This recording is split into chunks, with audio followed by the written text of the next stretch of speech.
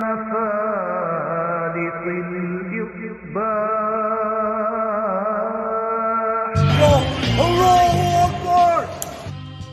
Ding dong. Hello? Yes, that's right, infidels. You found us here, channelattitude.com, Hameen Media Group, where you get the most real talk, the best reviews of all your favorite wrestling shows from AEW and WWE, Impact, and more, because we're going to break it all down with the best staff in professional wrestling at HMG. So you don't need to go anywhere else, because there's no 5 stars here. There's only $5 face slaps, infidel. Allahu Akbar! So sign up today, channelattitude.com, Hameen Media Group, and join the Hameen Army for the most real talk in professional wrestling. YOLO!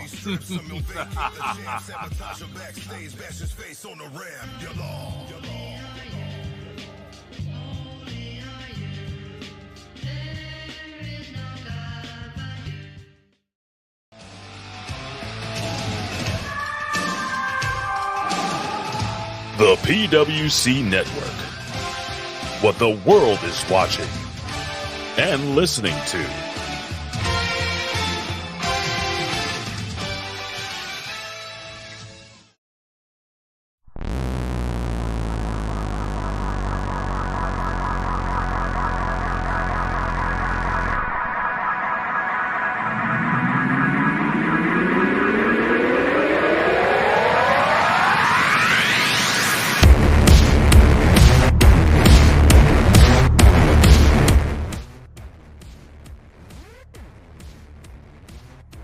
Hello everyone and welcome to the PWC Monday Night Machismo. I am your host Jimmy T, and my co-host, he is the 2-time opinion haver.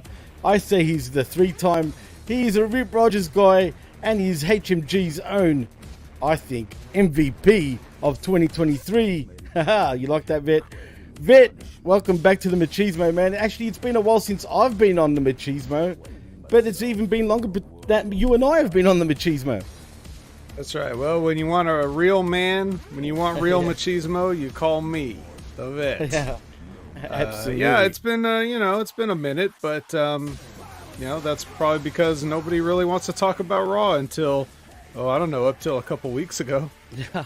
Well, technically, I've got 2 other boys covering Machismo the last few weeks, so that's why I haven't been on it. I've always said, if I watch Raw, I'm going to be on it. I have been watching Raw the last couple of weeks, but boy, I know, look, Raw is Raw, but I mean, that Seth Rollins, CM Punk duel, shall we say, I think they hit it out the park, dude. Yeah. Well, let's talk about that when we get to it. Let's get to all things Absolutely. in order, but I agree with you. I thought it's just kind of what they needed. Yeah, I mean, it's what the people have been waiting for, right? And so it's what they didn't get, what they expected to probably get his first night back, right? Well, yeah, that's true. But you know what? I didn't mind that first promo, to be honest with you, man. I think everybody was going a bit too crazy about it. I think it was fine for his return, but after that, yeah, they straight away hit it and after that, I mean, we had SmackDown, the NXT stuff on Deadline. I don't know if you've watched Deadline yet, actually, Vet. Have you actually watched it yet? You have? I know you're going to talk about it on the Next Level podcast with Big Ray Hernandez, but just say one thing. Did it flatline for you? That's all I want to know. Yes and no. Okay. I think if you're an NXT fan and you're really into everything that they're doing right now, if you feel like Shawn Michaels and the crew are firing on all cylinders, and CM Punk showed up on there too, and if you're really into that, I think they delivered a nice show for you. If you're like me though, who's somewhat of an insider, and I look at things through a different lens, it's just so much wrestling, and this was just another wrestling show I had to watch. So in the end, it was hard to be entertained by it, but at the same time, I did find things that I could objectively look at and say, okay, this was good for the fans. These people worked hard. Everybody works hard. No one's denying that they work hard. Sometimes they work too hard, but no one really is accused of not working hard enough these days. And I think that is a good thing and a bad thing for different reasons. But Deadline was okay. And if you want to hear more about what I think of Deadline, then tune into the Next Level Wrestling review with Big Ray Hernandez on the Channel Attitude HMG Next Level Wrestling review, 8 a.m. Wednesday, 11 a.m. Eastern. And that's if you want to join us live and chat along with us. Absolutely. And 10 a.m. Central, just for the Central. No one cares about Central. It's one coast or another. Figure it out if you're not one of those. That's fair enough. Actually. Or 9 Mountain. Let's not leave anybody out. Well, then don't confuse me now, because I don't think I know anyone in the Mountain time zone. So not yet, okay. Anyway. But before we do get into Raw, I just want to touch on one thing. I don't know if you've seen Frankie Kazarian and what he said on the Talk is Jericho podcast at all. Mm-mm. But to cut a long story short, I don't want to read out exactly. There's a lot what he said. But basically, he left AEW, and this made me laugh. He essentially left AEW because he felt like every match he was having in AEW meant nothing. Mm-hmm. Literally, it meant nothing. And that's exactly the problem with AEW. And also the fact that at one stage, him and TK were very close. But once all the big names started coming in, suddenly TK didn't want to know who Kazarian was anymore. And he felt a bit slighted, basically. So not only was there no meaning behind the matches, but he also felt slighted by TK. I mean, is there anything for you to say about that one, Vet? I mean, you can understand how these kind of things happen, right? For sure. I mean, if everybody accuses Tony Khan of being a mark, right? That's kind of what everybody does. And I'm not going to dispute that or defend him, or I'm also not going to just agree with it outright. But doesn't that sound like a little bit of what a mark would do? Like the whole idea of the mark is like the bigger the star, the more you like them, right? So it's in his mind, maybe Kazarian wasn't, or maybe that's just how Kazarian felt. I do know that having to cover Impact, which again, you can check out the Impact Attack every Monday night live at 6:30 p.m. Pacific, 9:30 p.m. Eastern, if you want to chat with me and Brandon. But we talk about this, and we had to cover the most recent Impact show, which was a Final Resolution. And when Frankie Kazarian first came and signed with Impact after this leaving AEW business, he said he's betting on himself. That was the promo he cut. They even had like one of those sit down interviews with where kind of like they were starting to do these hey, I watched Jim Ross interview Mick Foley years ago, so we're gonna do this type thing. And he was saying all the kind of the story and the timeline, and he kind of glossed over a lot of stuff. But, basically the one thing that always stuck in my mind was that line, I bet on myself. So let's fast forward to today when he's saying that his AEW matches are meaningless. And the match he had at Final Resolution was a match against, some guy on a pre-show. So you're saying it was meaningless? Well, it wasn't very meaningful, but sometimes it's just a case of, are you comfortable and happy? Sometimes you do things for less money. Like a lot of us have jobs that we're comfortable in, and we could make more money doing something else, but that would come with more stress, and that would come with more responsibilities. And a lot of people continue to do that. If Frankie's happier in Impact and he feels that's where he belongs, then that's the right place for him. Even though I would argue that they're not using him to his full potential, whatever that potential may be. But certainly AEW is getting way, way, way overcrowded. And so either way, it's going to be tough for a guy like him to find, a foothold going forward. But I hope he finds it. No, absolutely. But it's funny. Most of the matches in AEW anyway are meaningless at this point. I mean, how many matches just mean nothing? They're just matches. It's a function of we need content to fill time.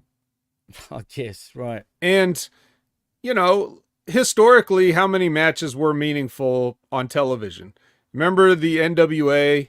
You know, you'd have the Barbarian NWA, right? Yeah, with Tony Schiavone and David Crockett at the desk, and you would have Barbarian come in and throw some janitor around that they put in wrestling tights, and he'd throw him around for 7 minutes.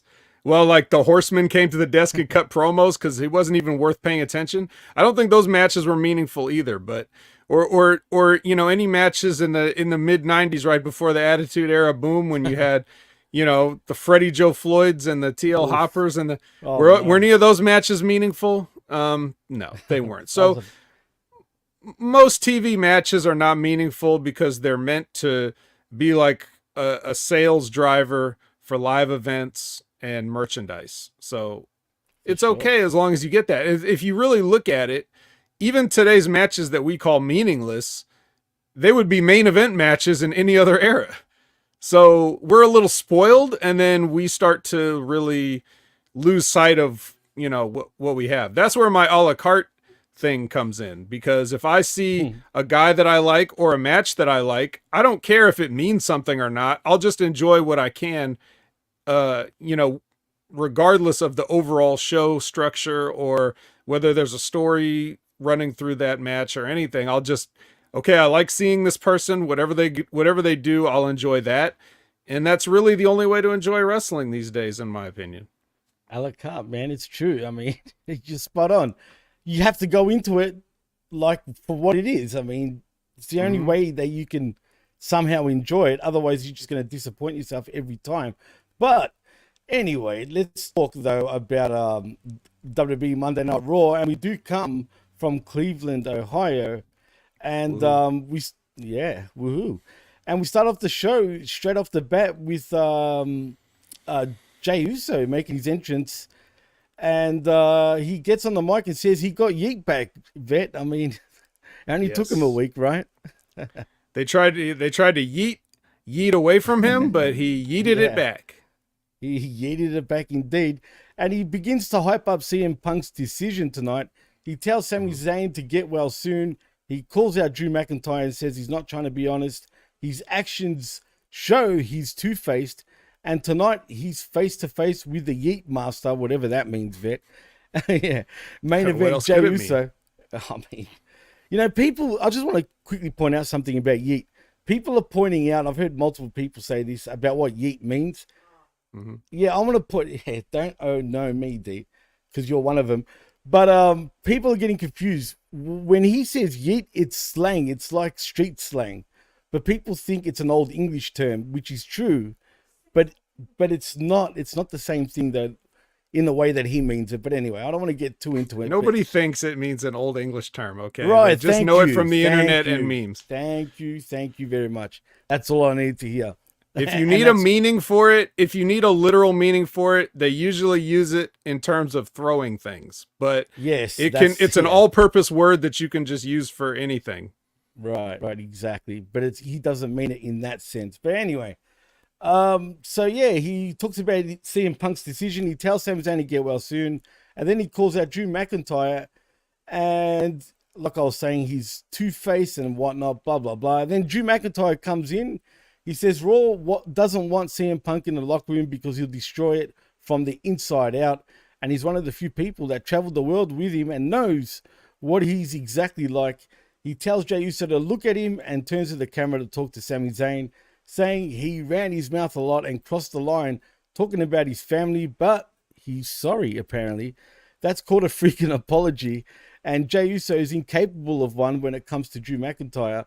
Drew goes on for a while, polling the crowd how they'd feel about having their family attacked and so on, until Jey gets bored and calls for the bell, and that begins our first matchup between Drew McIntyre and main event Jey Uso. But what do you think of the opening promo anyway, Vet? Oh, this was quite excellent, I thought, because, you know, Raw has this format that they lazily would fit in for years where two guys would come out and they'd say a bunch of shit and then they would make a match, and then that match would either happen later on in the night or get me a referee and we have this match right now. One small difference here is that this was a scheduled match. So Right. so we all know that the match is happening, but before the match, we get to hear from both guys, and everything that they're saying sounds very like a conversation that wrestling characters might have, not people that wrote this down and handed it to them on a piece of paper to say. It sounded like they were saying it, Right, and right. because we knew they were supposed to have a match, it didn't feel extra phony. It seems like something I would like to see more of. Like, this would be a way to make a cold match warmed up a little bit before we get to it, right? Just give people a chance to say something before the match and hype it up. But everything they did, and I'm normally bored with Drew McIntyre, so the fact that he captivated my attention, I actually watched this and didn't click to double speed, Oh, means really? something. And Oh, wow. and Jay, same thing. You know, he's pretty good in his role, and he's yeeting it up everywhere. Yeet here, yeet there. Yeet It's everywhere. almost ridiculous, but whatever. Who cares? Let's just enjoy it. Right. A la carte. Remember that? Yeah, Rick? a la carte. I'm choosing one yeet. I will order one yeet, please. It's a bargain. Right. You order one yeet and you get like 500 yeets because the crowd is constantly saying it every time he throws a punch. Oh. If skipping ahead to the match, like every time he punches him, they're Yeet. like yeet. Yeah, Yeet. so it's gonna become, you know, that's what it is. So, but yeah, I thought a good job from both guys really setting the stage. Didn't it just feel different the way the camera is shooting Drew McIntyre Yes, as he's walking down the absolutely. thing? He's And walking staring up at the the camera. steps. Yeah, Right. he's walking up the steps, and they're still shooting him from a different, like, it Right, seemed right. very dynamic, as opposed to their usual boring setups. But this time it felt like, you know, it's almost like just different looks. Like we're getting different no, looks you're at right. it, different coverage. It made it, even though there's just two guys talking, but it made it feel more interesting and exciting. So, and correct me if I'm wrong, Drew McIntyre didn't come out with his dumbass sword, right? You know what? I don't think he did. Not that I was looking out for it, but yeah, no, I don't think he did. Well, we come out would have with his noticed him dumbass sword. holding it the whole time he was Right, talking right. if he did. That's true. So, Right. you know, maybe this will be a way to, you know, put Angela, you know, in the back and keep it there, you God. know. Oh, Let Angela please. rest in peace, you know. Pun intended. Just you know, that Literally, rest but in yeah, peace. overall 2 thumbs up on this opener. I agree. And you know what, Vet? I actually like this version of Drew McIntyre, as a matter of fact, man. He's way more compelling. Before his heel-like turn, I mean, he was quite boring, let's be honest, right? I mean, he was the same old, week in, week out. Now, I feel like for the first time in years, to be honest, he's actually got layers to him. You know what I mean? Instead Yeah. of the same old. I don't know why It's it took either WWE like this silent killer or goofball that tries too long. hard. Right, exactly. And now we finally got a good in between for him. You know, And I where think- he's saying things people don't like, and he's doing things that people don't like, but he does have a little point to some of the stuff that he says. He's actually right about most things. You know what I mean? Really, he's actually right. But you know how it goes. When someone's right, they're pretty much always the heel because it sounds like they're complaining of one. I know it's weird, but I mean, he is right. And the match itself was not too bad, but basically McIntyre wins via pinfall, via the Claymore, and the right man actually won this match. Yeah, the match was whatever. It could have been any, you know, it could have been anything. It could have been a no finish, you know. But I guess they went with this to keep McIntyre over. Yeah, and he is over, like, as a heel, no doubt about it. And they needed another heel. There's a lot of baby faces right now, and that's not a bad thing. I think that's a good thing because there's a lot of over baby faces. But yeah, they needed another, like, you know, big heel on the Raw side. But anyway, we get a recap of CM Punk's promo on SmackDown last week as we go to the break. But as we come back, we see Judgment Day are hanging out backstage, and Finn Balor gives JD and Dominic shit for the wheels coming off the wagon. As then we see Rhea comes to their defense while running down everything bad that's happened to them lately. Damian Priest then says that all sucks, but he and Balor are going to take it to the Creeds and take care of business. Ripley says she's sick of the disrespect that they need to remind everyone who runs Raw, and she takes a total and leaves. And that's that. I mean, is it the beginning of the end for the Judgment Day event? I kind of hope so. I never liked the Judgment Day gimmick ever. I like everybody in it, but I don't like the gimmick was corny. It was corny when Edge started it. It's just way too like cartoonish and ridiculous. The name is dumb. It's like that IP was about to expire, so they need to find something to do with it, so they slapped it on something.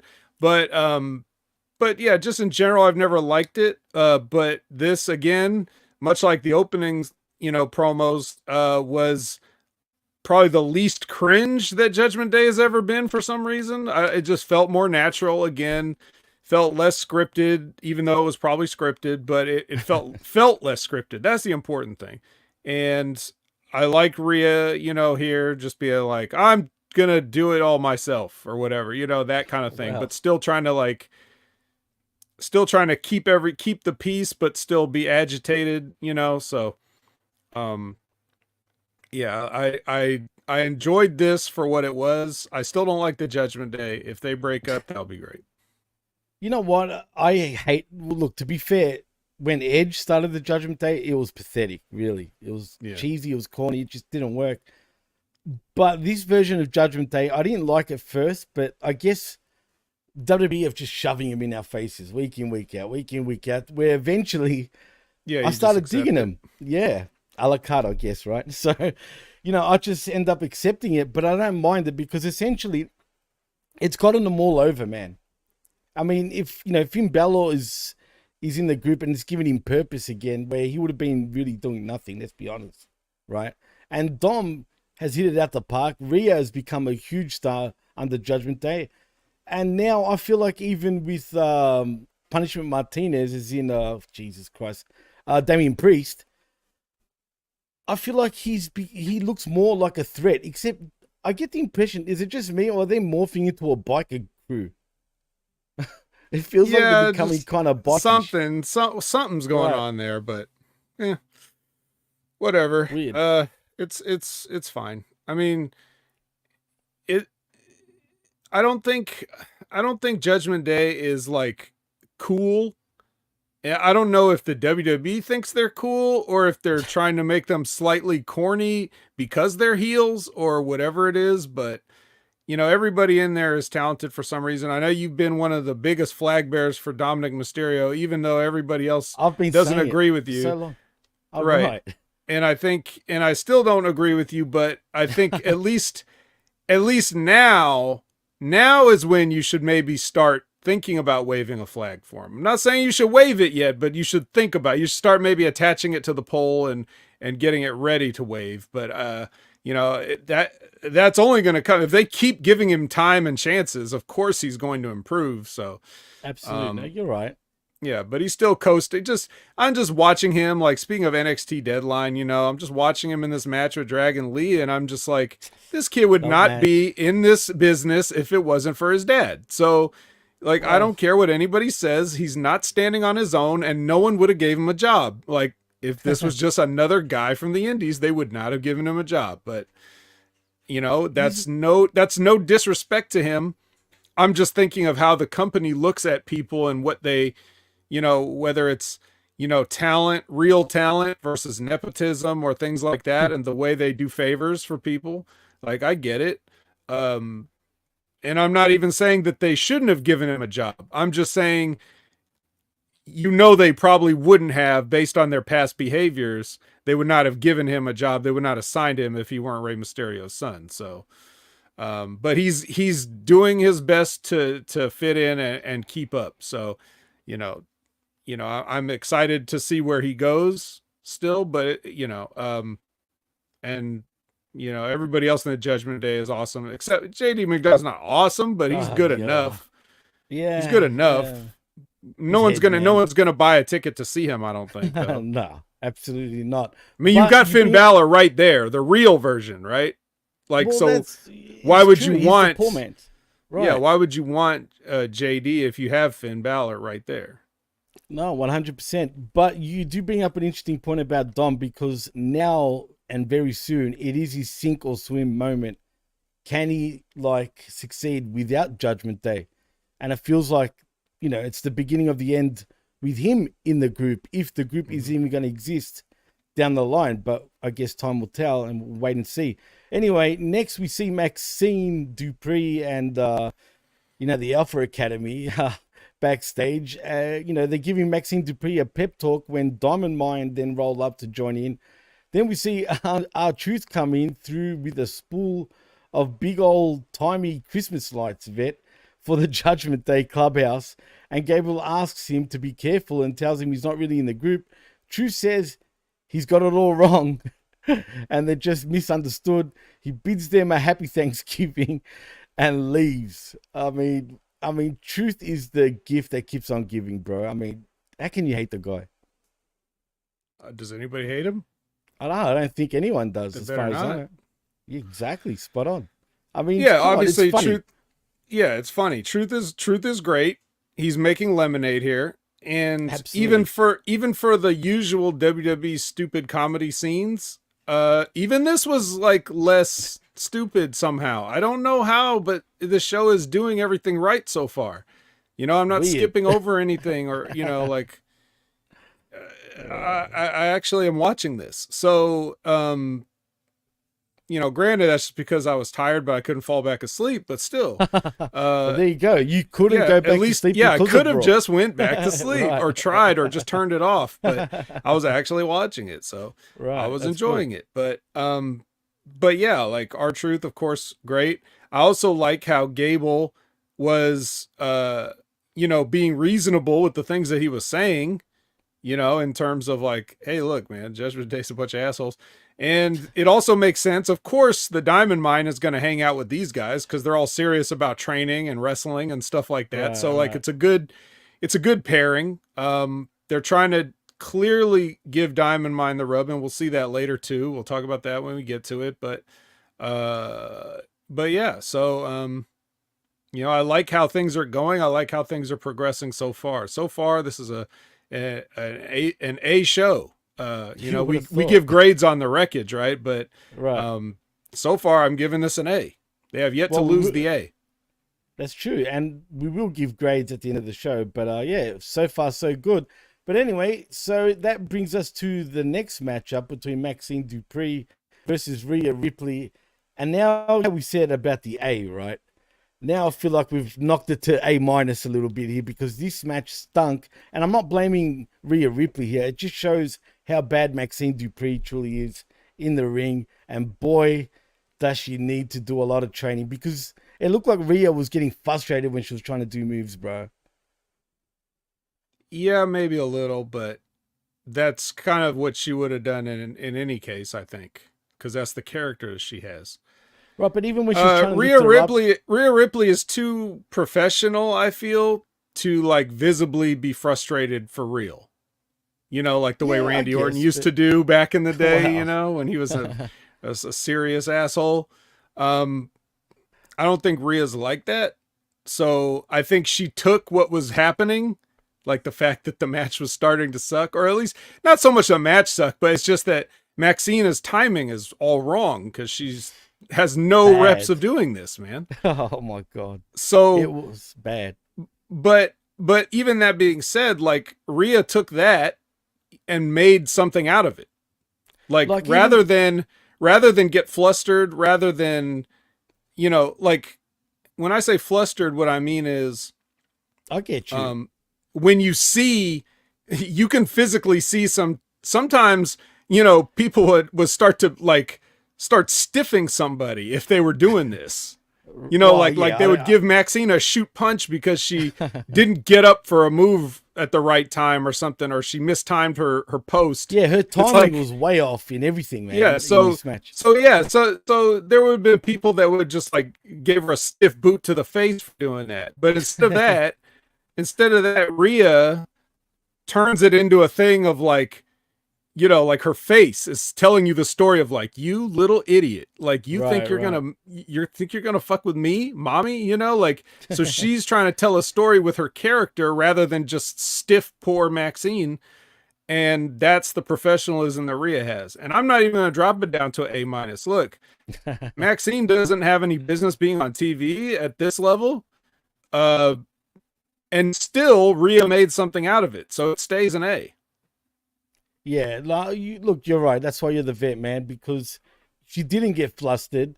But even the riptide, though, looked kind of awkward, vet, if you know what I mean. So I'm going to expose something here, okay? Go for it, man. When you do these moves, whether lifting moves like a slam, like maybe you're doing a body slam, you're doing It takes a power two to tango, bomb, bro. you're doing a power bomb. Usually people have this timing. Sometimes they need verbal timing. If people have worked with each other a long time, they don't. They just can feel it. And right. It's kind of like a down up thing. So when I totally get it. So if you hook her up for the riptide, which is like this pump handle weird thing, right? She's got to lift too. You go down, together, you go up together. That's the timing, right? When Rhea goes down, Maxine's trying to go up. Yeah, she went the other way. She forgot the down part and vice versa. And that was happening a couple of other times where she would try to pick her up for something and Maxine would fall down too quickly or whatever. There was just little things that she just needs more work on, or maybe she was nervous. Maybe she nailed the stuff in other matches, but just didn't get it on this one for whatever reason. Who knows? It's all speculation, but what I can tell you is that if you don't have that down up timing for the moves where you have to lift somebody, because Rhea was not muscling her up. I mean, she kind of had to.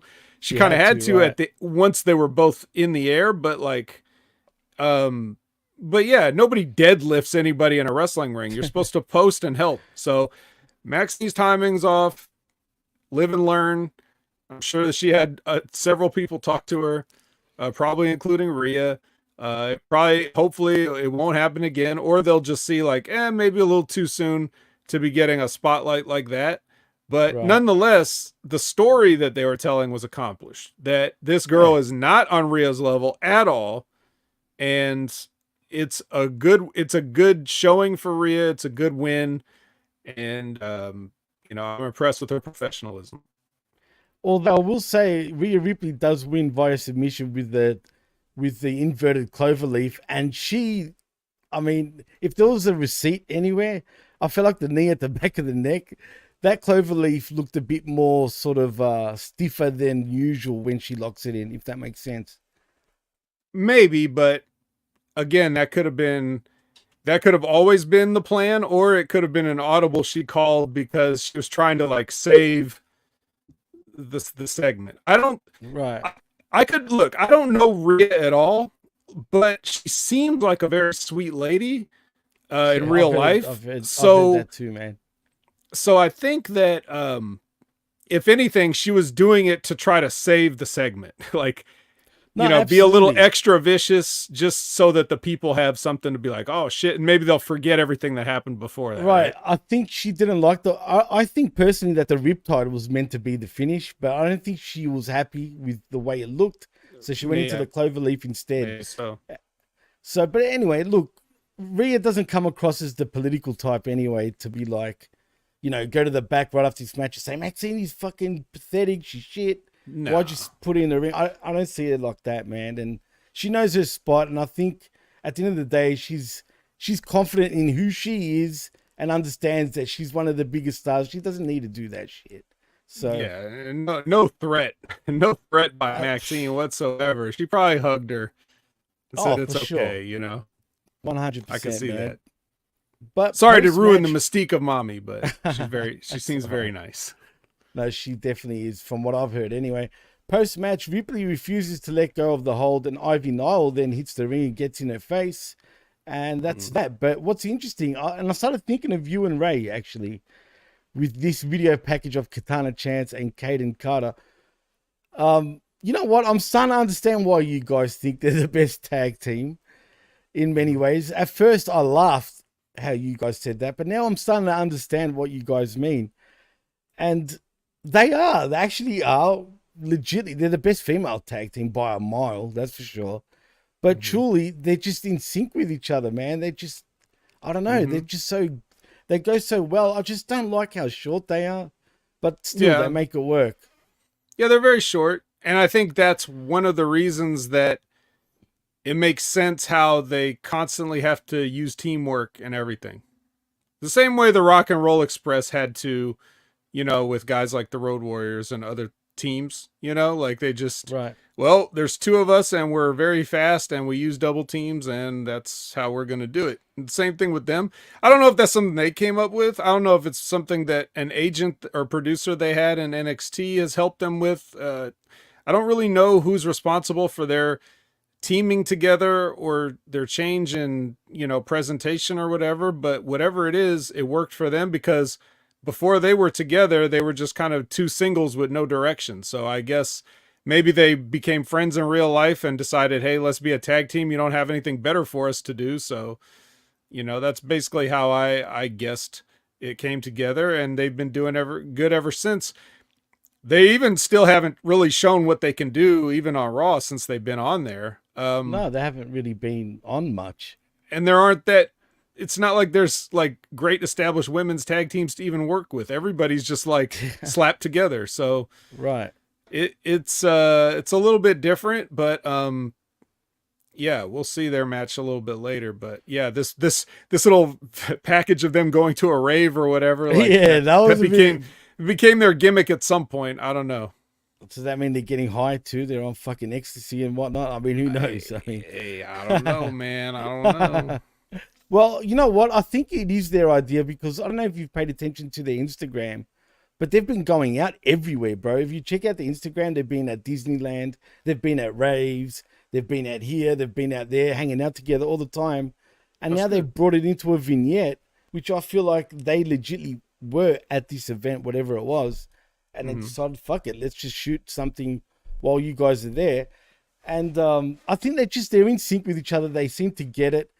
But I just, like you said, they don't really have any teams to go up against. You know what I mean? So I don't know what you do with them per se. Like, sure, they can go up against Doudrop or Piper Niven and Chelsea Green. But then what? Well, you know what I mean? Let's see with Damage Control. Well, if Damage Control's a choice. If Triple H is going to sort of restructure the tag team divisions for men and women, it's going to take a little bit of time to get teams established, because you might have to. They're trying to. Yeah, you might. I mean, there's been no emphasis on tag teams, especially with the women, and so there are no women tag teams besides the K-Sounds to even consider. So everybody's a slap together tag team now, but you could slap them together. But if they stay together, then after a while, people will get used to them, kind of like you did with the Judgment Day, and then it'll be more established. So we'll see what they do, but yeah, like as far as I'm concerned, I like what they're doing. I like that there seems to be a more focus. They were doing vignettes like that, like the rave one, even in NXT, but this was a brand new one. So, okay, it's like they're continuing to do it. They're not just recycling old shit. Well, I feel like WWE is slowly making tag teams though, because we know Damage Control is going to split eventually. We're going to have, the Kabuki Warriors or whatever they're going to be called as a team. Yeah, I'm sure right, exactly. I'm sure we're going to have Charlotte once she comes back and Bayley end up being a team again. So there's another one, you know what I mean? So I think slowly in the future, they are trying to make up teams. Just when the time's right, you'll see them all sprawl out, but we'll see. Well, like we've talked about on other shows, Jimmy, the tag team in like the entire world tag team division is in shambles. Like there are no good tag teams. New Japan just finished their tag league thing. That was a lot of teams just terrible together. Yeah. Not the guys in the matches, but I just mean when you look at this, it's like, God, these are all slapped together. There's no who's a great tag team. You only think of teams like maybe FTR. You used to think of the Usos, but they're broke up. You used to think of the Briscoes, but now one of them's gone. It's like, but even then, that was only like a very small handful of tag teams, So right. The state of tag team wrestling in the world is probably the worst it's ever been current day. And that's sad. No, you're right. It is sad. Facebook user in the chat says, "Vet, thank you for helping me prove a point about Fight Forever with your streams." Who is hell's that? I have no idea. Tell us who you are, Facebook user, because we don't know. Have you been playing Fight Forever? I did when it came out. It's not like I've been playing it lately. I still didn't haven't get played the the I didn't get the I didn't get the Acclaim DLC, if that's what you're asking.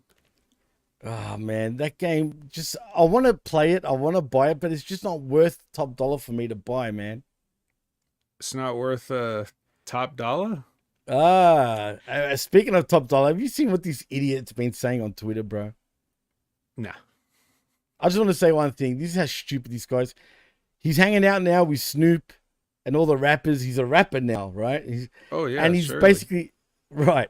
And he's basically giving shit to the wrestlers. Like he's not a wrestler anymore.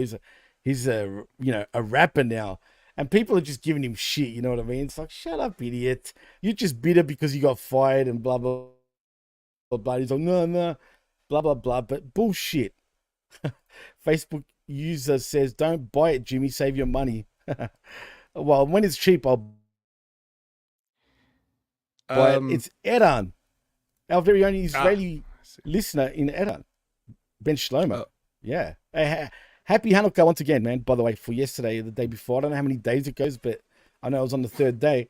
Also, I just want to acknowledge the chat. We got Jinder Mahal in the house.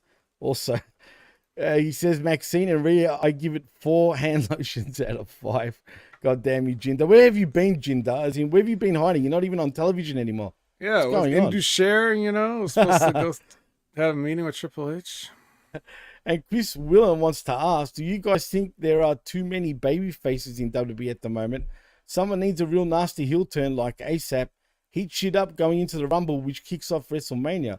I think all the baby faces are very over right now. I think that's a healthy and good thing, in my opinion. I don't think there's too many because we've never had this many baby faces that are over currently in a long time. I don't know. Is that just me, Vet? Well, we could use an extra heel or two at the top, but Drew's one now. Kind of, yeah. Okay, he's tweening, but he's leaning towards turning full blown heel, especially after this show. Who else we've got? I know they're not at the top, and they're more clowns, if anything. But you've got also Grayson Waller, and what's his name? Fucking A-Town Down Under. Yeah, Austin Theory. But I know they're useless heels, if you know what I mean. But still, nevertheless, they're heels. And Roman Reigns is your big dog. You got Jimmy Uso. I mean, Solo Sikoa. I think it's pretty even, would you say?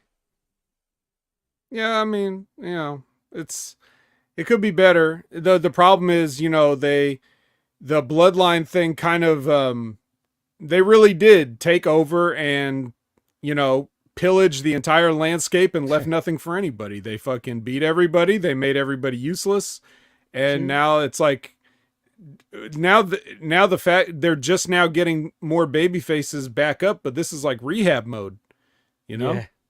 No, true. And you've got also Judgment Day as well. I mean, I think it's pretty even per se, but the baby faces are way over than the heels for sure, except for, your Roman Reigns, obviously. Anna Montenegro says, homeless people with nothing won't even take Fight Forever. Okay.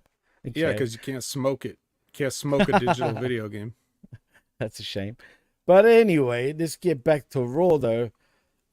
So we come back from the commercial break, and we see Adam Pearce is in the ring holding a Raw contract. He says the time for sales pitches is over. He's spoken to Nick Aldis of SmackDown and the Heartbreak Man, Shawn Michaels of NXT, as if he calls him the Heartbreak Man. He needs no introduction. The best in the world, CM Punk. He makes his way to the ring. He gets on the mic and says he comes out here in a sullen mood, and then he sees the signs and the people, and he has a huge decision to make, and he's been thinking about it all week. And the reason he's been so consumed and worried about it is that he loves everybody, obviously, as in us. But this town and this arena haven't always been the kindest to us. He talks about having his tryout in this building and being sent to OVW, and how he embraced being uncomfortable and learned to love it. It sounds like a la carte again to me there, Vet. Anyway, he returned here as World Heavyweight Champion, ready to put on the show, and then Randy Orton kicked him in the head backstage, and he wakes up and he's told he got stripped of the title, and he was like, Cleveland again, god damn it. I forgot about that until he said it. I remember that. And then I was like, well, I did too. Oh, yeah. But I do remember it. I remember it clearly. But you're right. I also forgot about that. He talks about walking out, and he doesn't want to bore us with details because he's focused on the future. But 10 years ago, he had to get off the hamster wheel. I like how he said that, for better or for worse. And he doesn't regret it, but he always wonders if people that paid to see him were disappointed. Indy Hartwell in the back told him backstage she felt betrayed by him walking out. Come on. And he told her he felt the exact same way when Roddy Piper went to WCW.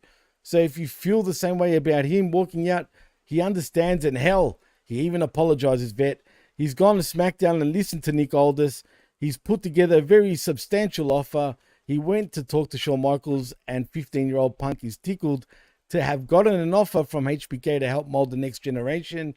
And Adam Pearce put together a deal that's head and shoulders above the others. But really and truly, his mind was already made up when he looked at the calendar and saw Cleveland. He's here to bury those ghosts and right wrongs, and his future starts now. You couldn't write a better show. 10 years, almost to the day when Punk walked out. CM Punk walks right back in, and if you're happy about it, and if you're mad about it, you better learn to love it, because congratulations, Adam Pearce. The newest Raw superstar is named CM Punk. And guess what, Vet? CM Punk is home, and he shakes hands and embraces Punk as he officially signs the contract with Adam Pearce. But before I get to Rollins coming out, what do you think so far of his promo? Well, one of the reasons that CM Punk is a master of this is because he basically just finds ways to tell the truth in a working way or in a shoot way. But mostly, he's very good though at doing that. Right, but mostly in a working way, and he knows how to weave the truth into stuff that he needs to do for work stuff. You know what I mean? Absolutely. He's certainly, nobody's handing him a piece of paper, so it's good to hear that, and it fits in now because it seems like the rest of the show up to this point is sort of getting on his level in that aspect, where it sounds like people are saying things that you believe they might say, and yeah. So I think this was good. It's exactly what he needed to say. He reminded me of a lot of stuff like that Randy Orton thing, because I remember when that happened, I was like, what the fuck is that? And I wasn't like CM Punk's biggest fan either, but I'm just looking at the overall product and saying, okay, this guy has heat. You know what I mean? Yeah. A healthy scratch for a pay-per-view match? Like, what the fuck? So he pissed somebody off that day. For sure. But that's one of those things, like, he's gotten this rep, over the years, and nobody hears about the other side because it's like a faceless, it's many different people. It's the Vince McMahons, it's the Bruce Pritchards, it's the whoever is back there fucking with him this whole time that drives him to do these things. And then you only hear about him, and then he's the problem, right? So a lot of the times he really does want to get along. And I believe him. I believe him when he says, when he comes and he says, like, I love you guys, I'm home, and everybody else scoffs at him. I believe him when he says that. When he goes to AEW and he says all those things about WWE, or when he goes on Colt Cabana's podcast and says all this WWE, I believe that too. He believes both of those things. Though. Right. Yeah, he believes both those things because those are the situations, and they're a mood, and nobody is an absolute one or the other. People have good times and bad times, and they deal with it differently. So yes, I think he's really means what he says here. And yes, I do think that everything he ever said was also true, and he still feels part of that now. It's just, this is kind of a different WWE. We're seeing it. Like, we're seeing it in real time on this show. You cannot tell me that, like I said, this opening thing with Drew McIntyre and Jey Uso would have gone way differently like 6 months ago. Right? 100% agree. Yeah, absolutely. So things are changing. It's different times, and they seem to be changing for the better. We'll see if that continues. It's just my opinion. I find it better. I do too. I just hope they sustain it. Yeah, and everybody else, let us know if you think it's better or worse. But, ultimately, so now we're getting up to Punk's promo here, and he just sounds like another guy that I believe. Whereas before, if he had come back 6 months ago, it would have sounded like a bunch of phony bullshit, and then this guy sounds totally different than everybody else, right? So everybody's kind of stepping up their game, coincidentally or not, now that he's back. Absolutely. It's amazing because they truly are, man. And that leads us to Seth Rollins. And I know I can see the chat. Everyone's sort of saying, I hate Seth Rollins. Fuck Seth Rollins in the chat. Mm-hmm. But you know what? I like Seth Rollins. And now that leads us to Seth Rollins in a very sparkly suit, no less, vet. And he squares up with Punk. And the 5-second delay censors the hell out of the crowd because they were going, holy shit. Right. Seth lets them sing his song before cold shouldering past CM to get on the microphone. He talks to Cleveland and acknowledges Punk welcoming him to Monday Night Rollins. He asks Punk for just one little favor. Don't dare call this place home. He abandoned this place 10 years ago and actively tried to tear it down, slandering him and every person in the locker room. And now he wants to walk back here and call this place his home. It's not his home, it's Seth's home. Everyone in this locker room is his brother and sister, and the crowd is his family. And he'll do anything to protect it from people like him, as in CM Punk. He wants to make it perfectly clear. He wants no confusion. He knows he's a bit worked up, but he's going to say it plain with every fiber in his being. He hates CM Punk. And one of the two things is going to happen. Either Punk will expose himself and self-destruct, like always, and he'll be the first person to slam the door shut on his actual legacy, or if by some miracle he has changed and he's got any gas left in the tank, maybe, just maybe one day, Punk will be lucky enough to fight him for the world title. And then Punk asks if he's done and says that he's one pass to speak disrespectively without CM coming after him. He's never asked for anything to be handed to him, and he's always done things the hard way. And then he asks Adam Pearce where he's at so he can make it official, because CM Punk is entering the Royal Rumble. And when CM Punk wins the Royal Rumble, maybe he goes right after Seth. And that's the promo. I'm just going to say this, though, man. Turn the music off before you say it. Come on. All right. I know it annoys you, doesn't it? We're all tired of this fucking song, dude. All right, look. Tell me this. Tell me this is not the best Seth Rollins promo you've ever seen. I truly think this was his best friggin' promo. Pun intended, with the friggin' part. Well, then you mean freaking promo, right? Best promo? Yes. Best freaking promo, dude. Out of Seth freaking Rollins' mouth. I'm telling you, I can't think of a better promo.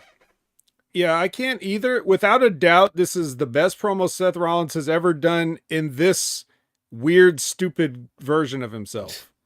Yeah, probably did acting like it. He probably did better promos back in 2016 when he was the champ and he had the J&J security, but those were heel promos. This was supposed to be sort of like a pissed off babyface promo. Right. So, for that, yes, this is his best quote unquote babyface promo of his career. Yes, surely.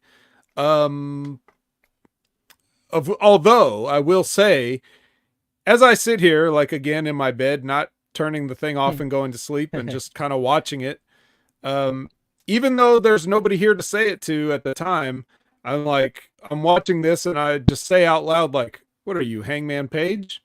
Because I feel like I heard all this before. Right? Yeah, right. And it is very, very reminiscent of Hangman Adam Page's promo, no doubt about it. Yeah, so that being said, that would deduct a point. But other than that, still excellent. Seth Rollins finally says something you can believe instead of acting like a complete idiot, which I know he's not. He just acts like one because he thinks it's over. But shall we not forget that this character was started as a heel character? you know? It's true. And the fans, people and just the liked it. Freaking song. Yeah. He literally became a babyface because of the fans and the damn song. Let's be honest. Right. Same thing that kind of happened when Becky Lynch, when they turned her and they probably thought she was going to be a heel by slapping Charlotte, but it turned out people liked that she slapped Charlotte and they liked heel Becky more than they liked babyface Becky. So it's another case of people, you know, refusing to do what the company says. But nonetheless, he came out here, he delivered the promo perfectly, and not just in the sense of he said it. No, I'm talking about way he stared, the stare down and everything, right? His poise and stoicism as he stood there. He wasn't like pacing around the ring. He just stood his ground and said this shit. And if he believes it, that's great. If he doesn't believe it, that's even better, because he sounds very believable, just like everybody else has all night. Absolutely. He definitely sounds believable. Now, I don't know. I don't have any documentation in handy of any times that CM Punk has ran down Seth Rollins. I don't remember that. I kind of feel like that would be all over the internet nowadays. If that was the case, people would be digging up old stuff that he said about Seth. I don't really remember that. Even if he was just mad about all the stuff he said about his best friend Triple H, you know, I could see that. But he's also said in the past, which is true, that CM Punk was one of the people that selected him for the Shield. So he owes part of his career and where he's at. He's like, he said, he's told CM Punk, you wouldn't even be standing in this ring right now if it wasn't for me. And CM Punk could say the same thing back if he really wanted to, but it doesn't matter. It makes for good television. It makes for good characters and stories. So I like that they're using the truth. I like that they're leaning into Punk's reputation, which he kind of had on television. Like, if you remember, like the Vince McMahon contract signings and those things, they would lean into. I love those days back in 2011 and all that. Those promos were great. Right. And you kind of think, oh, that's just the TV show. But, nowadays people would think, oh, yeah, there's a lot more layers to that stuff now when you go back and watch it. Funny you bring it up, because I watched that promo again because that's how much I loved it, right? And it led me to the older stuff. And Triple H, there was the time, 2011 Triple H now with the long hair still, but he was the COO. And this is when he was holding up, Vince McMahon, the contract and whatnot.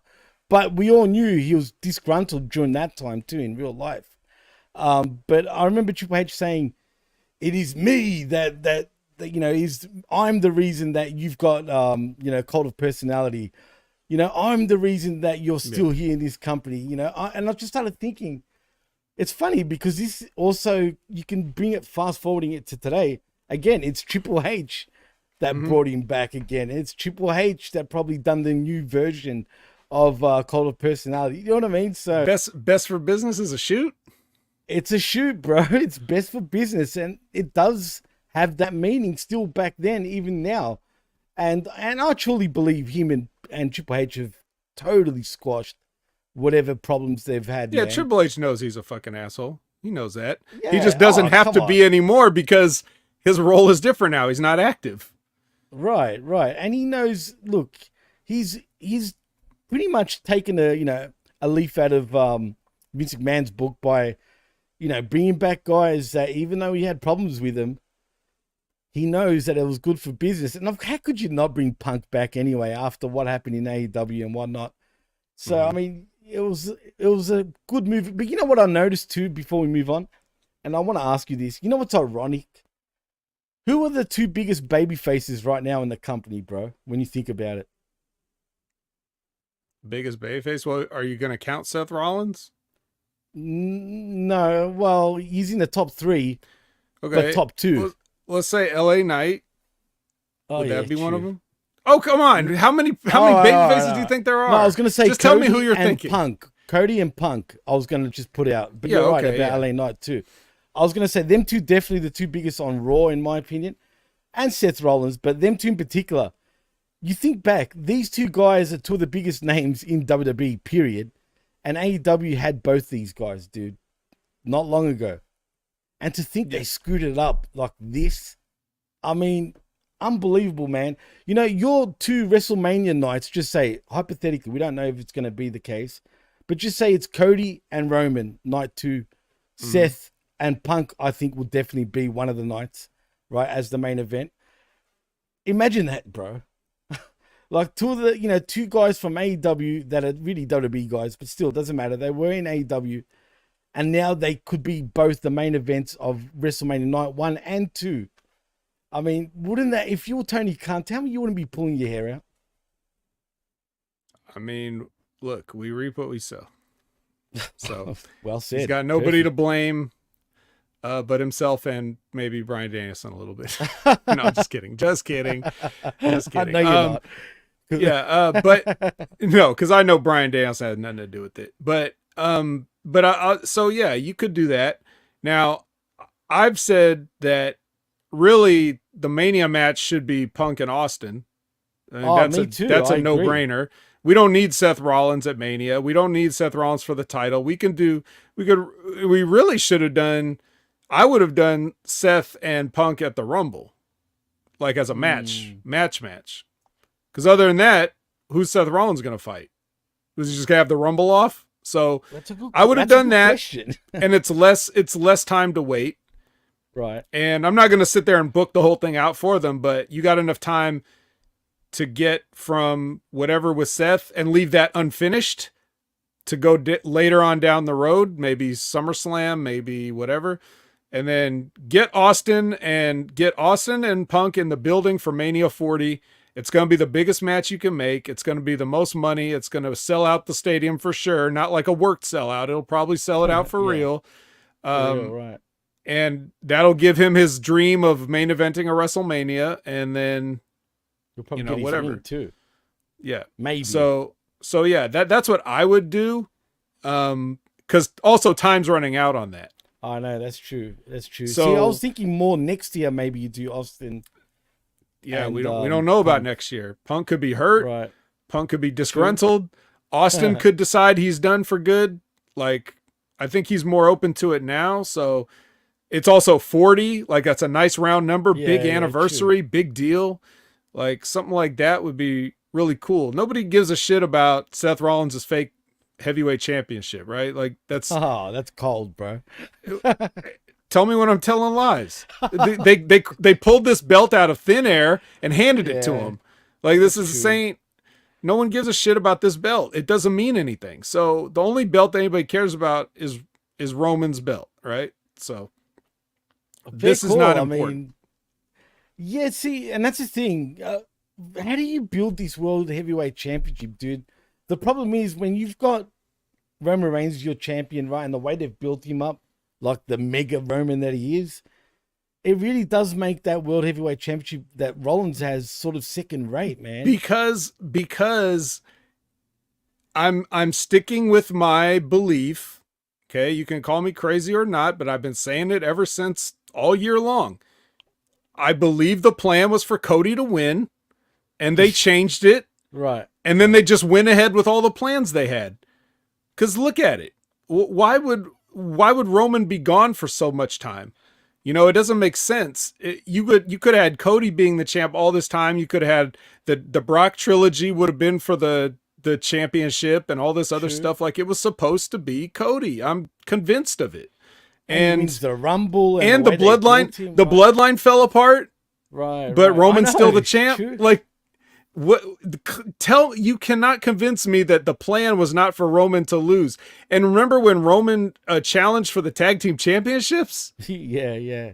Like, why would that make sense if you're already the undisputed champion or whatever? Like, well, that would only make sense if you had lost the belt and you were like, you know what, I'm going to get something back. And then you know what I mean? Like, well, the story was more because the Usos couldn't get it done. You know what I mean? So right. But that's even better, because if the Usos lose the title at WrestleMania, he still berates them even though they lost too, or he lost. Right. You know, it makes it better if a heel is accusing somebody else of doing something that they also did, like being a hypocrite.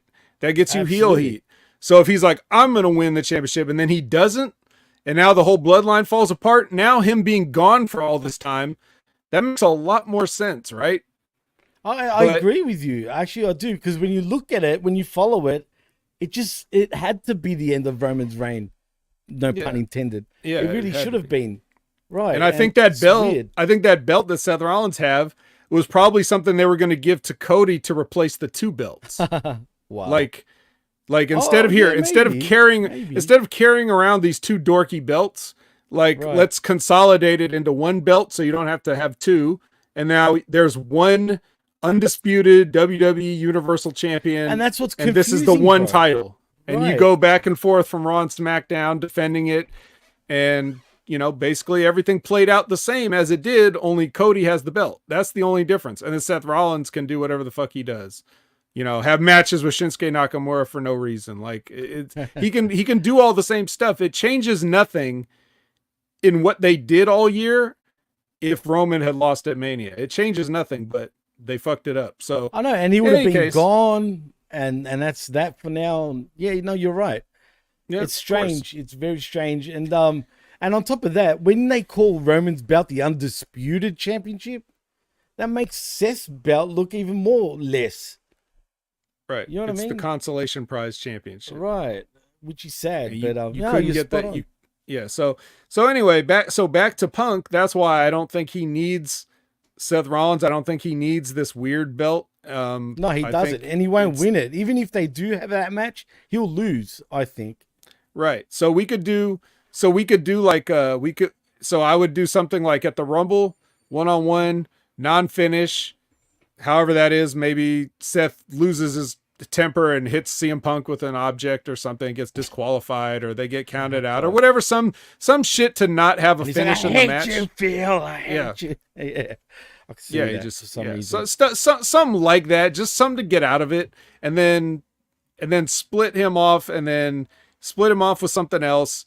Get Punk to Austin, get that match done. Okay, we did it. We highest gate ever.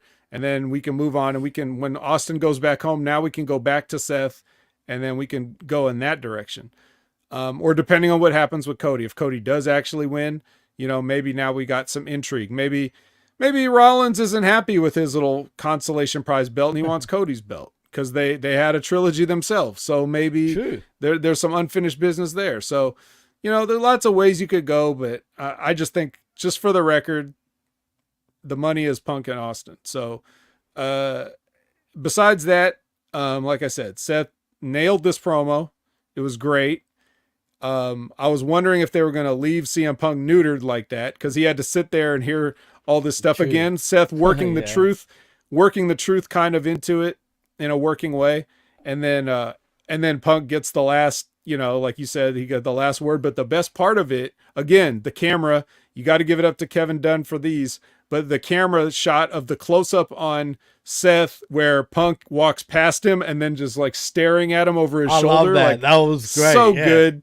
Perfect face. Punk has that face that's just like, it makes you want to not like him, right? But yeah, you just want to say, it reminds you of a little kid almost, the way he stared. But he's just got the bug eyes. He's giving Seth Rollins the bug eyes, like, fuck you. That's basically mean what mugging he's him and shit, right? Yeah.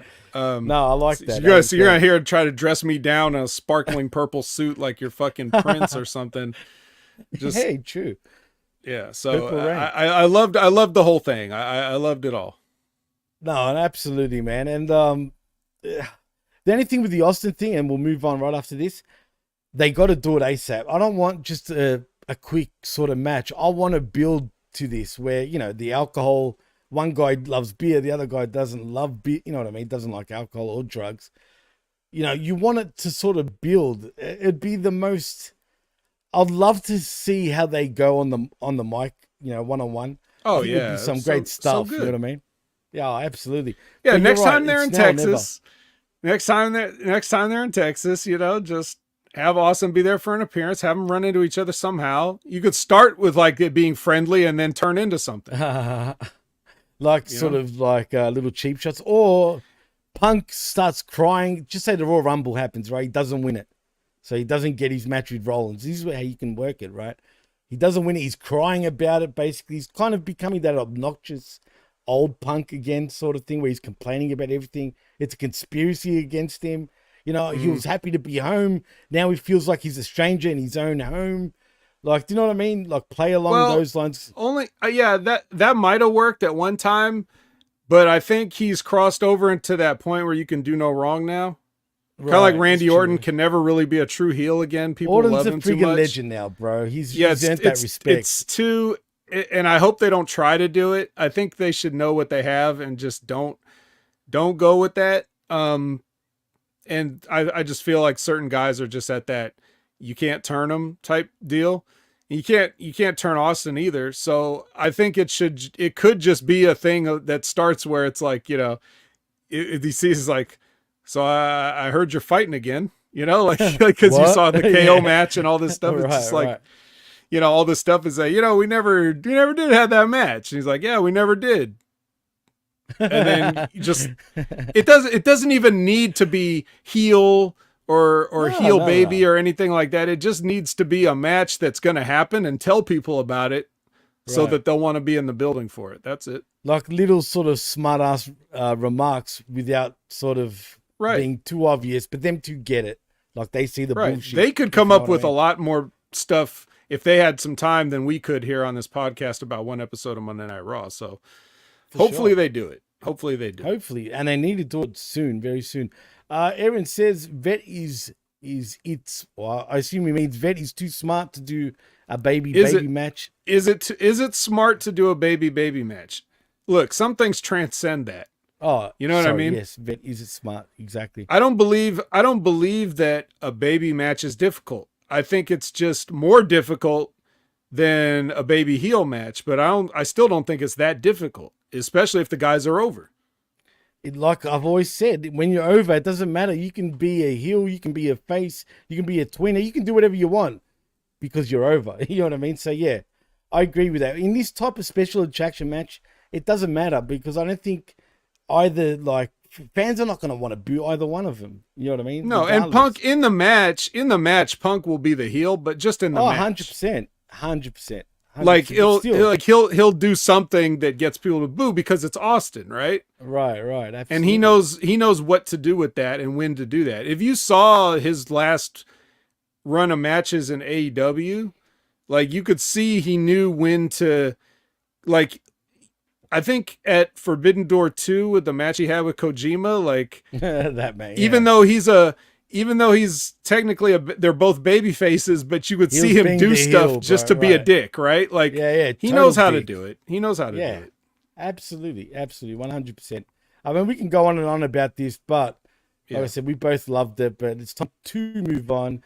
And next we have the two big meets of WWE in Bronson Reed versus Ivar once again. This was kind of short, but Bronson Reed does win by pinfall with a superplex. I didn't like this match though compared to the one they had a couple of weeks back. I thought that was crazy. This one, it was all right, but it sort of ended quite fast. But finally, are we seeing Bronson Reed kind of getting over with the crowd now? I think the crowd's starting to dig him, dude. It's taken a while though. Yeah, you just got to keep putting them out there, you know, and people will get with it. Tsunami. Come on. I love that. Tsunami. Here's another match where right before the match, they each kind of had a promo. These were pre-taped, but it's still like if you had not been watching and maybe you just see it's almost like, it's almost like they remembered how to do a show because they're probably figuring, okay, last week, we didn't have CM Punk and we took a hit in the ratings. This week we told everybody he's going to be there, so they're going to tune in to see him, but maybe they don't know these guys that well, so let's just put an extra promo in there just to get people interested in this match, right? Right, but I mean, smart. Yeah, I mean, absolutely, but it also feels like Punk brings this energy to everyone else too, bro. I don't know what it is. It just feels like everyone's in the mood, especially with this show. This was one of the better Raws I've seen in all year, to be fair. I mean, honestly. Yeah, well, of course the talent is stepping it up, but like deciding to schedule pre-taped vignettes and promos are not that's not their call. So somebody knew that it would be a good idea to, hey, let's give these guys a short promo each right before the match to get people hyped for it. And I think it worked. I mean, it didn't work on me because I think I was scrolling on this point, so I didn't really watch the match. You said it was good. That's nice. But yeah, but to your question, yeah, if you just go with Bronson Reed, I feel bad for Ivar because his partner's out, and it's kind of like, okay, now what? So he's kind of stuck there, but right. But and I don't really care about Bronson Reed. He's definitely a take or leave guy for me, but I understand again that I'm not the only person watching it. So the way to get more people interested, just stick with it. Keep showing your face.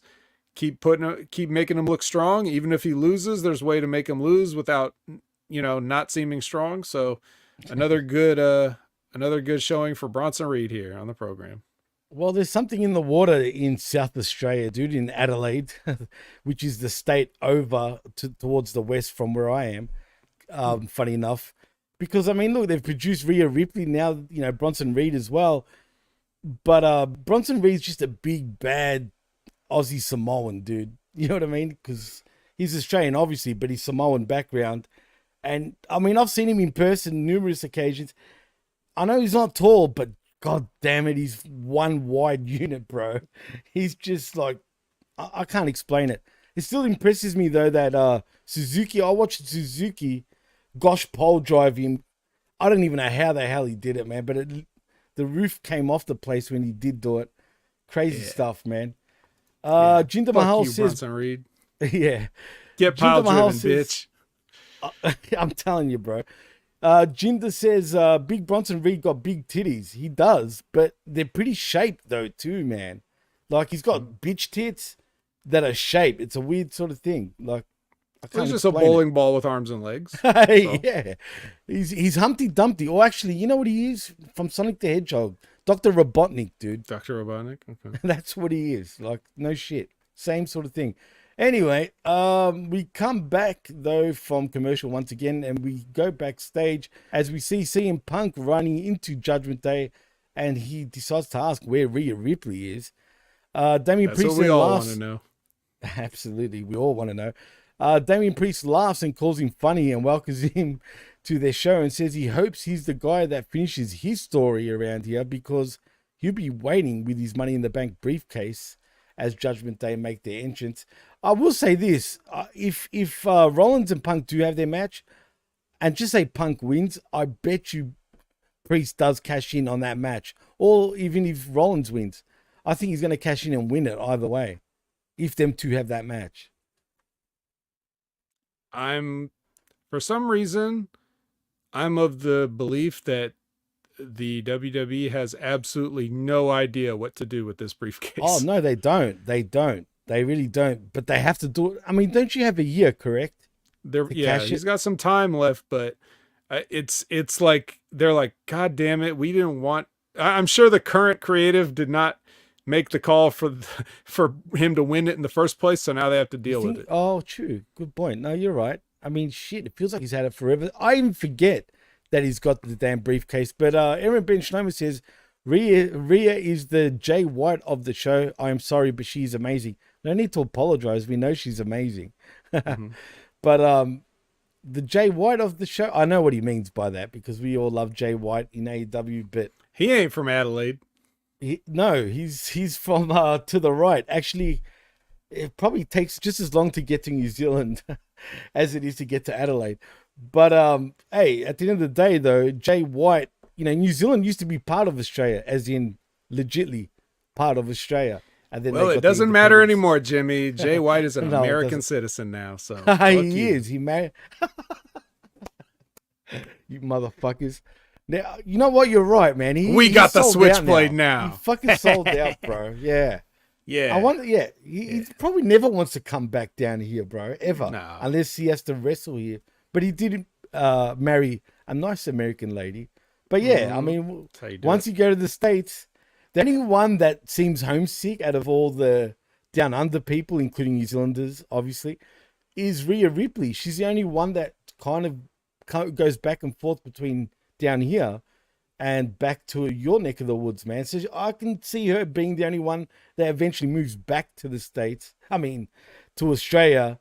But Jay White, never again. He's going to stay in the States for sure. You motherfuckers have claimed him for sure.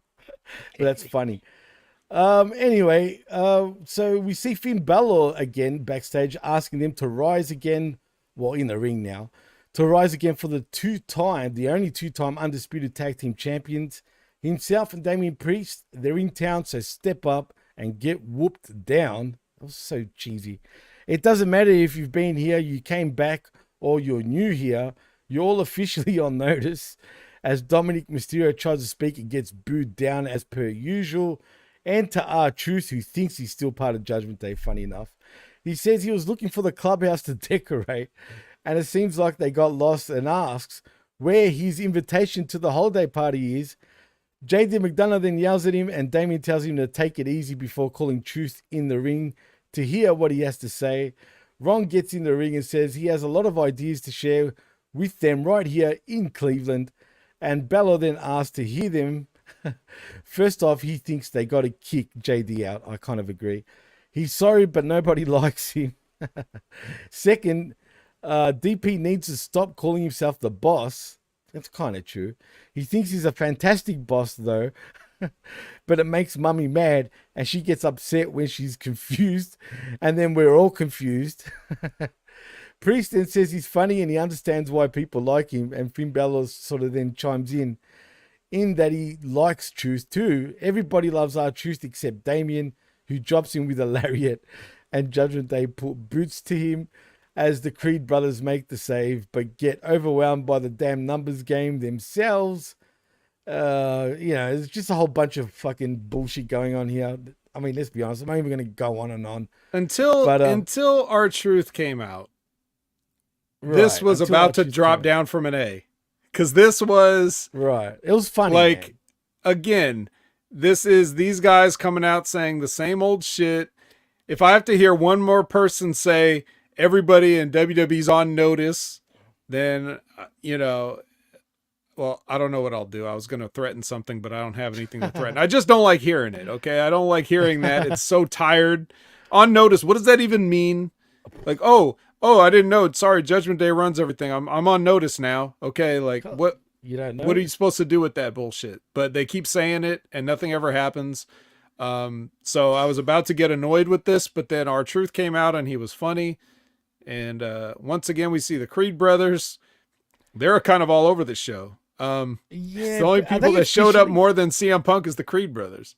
True, and CM Punk was all over this damn show because, speaking of, we do see CM Punk again running into Drew McIntyre this time and Adam Pearce backstage. Drew tells Punk he cares about finishing his story, and Adam tells Punk that McIntyre is getting a title shot on the first Raw of the new year. And then Kofi Kingston shows up, and he has a nice little reunion with his good friend in Punk, with Chad Gable and Ricochet in tow. The babyface trio goes into Pearce's office, and then we see Katana Chance and Kaden Carter make their entrance as we go to the break. And that leads us to the next match, which is Candice LeRae and Indy Hartwell versus Katana Chance, and Kaden Carter. And thank God. Sounds. The K sounds. The K sounds, right, exactly. The K sound. Like the radio fucking station, right? Wasn't there a fucking radio station called K Sounds? Or something similar? Probably, but don't worry. We'll get that from them just like they got Yeet. Actually, I think it's from the West Coast too, down your neck of the woods, as a matter of fact. Vet, K Sounds. We're but taking anyway. it back. K Sounds. Katana Chance and Kaden Carter do win by pinfall with the after party on Candice LeRae. I can't stand Candice LeRae, dude. I mean, I really can't. I just don't. I don't know. I just don't like her, man. I don't like her look. She's too corny. I hate the way she runs the ropes. I hate her little twinkie toes, like running. I can't stand it. Don't let Jargo hear this. Oh, God. You know what? Years ago, she was a lot better, I felt like, man. Honestly, before WWE. She wasn't. She probably wasn't, but people liked her a lot more back then compared to now. I don't know. Maybe it's just me, man. But anywho, I'm sure you're happy that K-Towns wins the match. K-Sounds. K-Sounds. I'm thinking of the radio station, goddammit. Do you even get the joke, Jimmy? It's every fucking thing in their name starts with a K. K and K. I know, bro. Come on. So, what do you think I am? It actually used to be all K's sounds, but they changed Casey Catanzaro to Katana Chance for whatever reason. So now it's only 3 out of the 4, but it used to be Caden Carter and Casey Catanzaro. So that's how I gave him the name in the first place. Sounds. There you go. Yeah, this match was, well, it was a match and it was short. So that was good. Absolutely. Now, rewinding back to CM Punk running into Kofi Kingston, did you like that? Oh, yes. And did you like him telling Ricochet that he's bad at video games and other things? God. Yeah. No, and what did those guys go into the Adam Pearce's office for? What was that about? I have no idea. Why did they go in there? Maybe they were going to play some video games.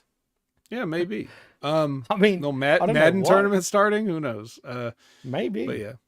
I don't think Punk plays video games, though. I don't know.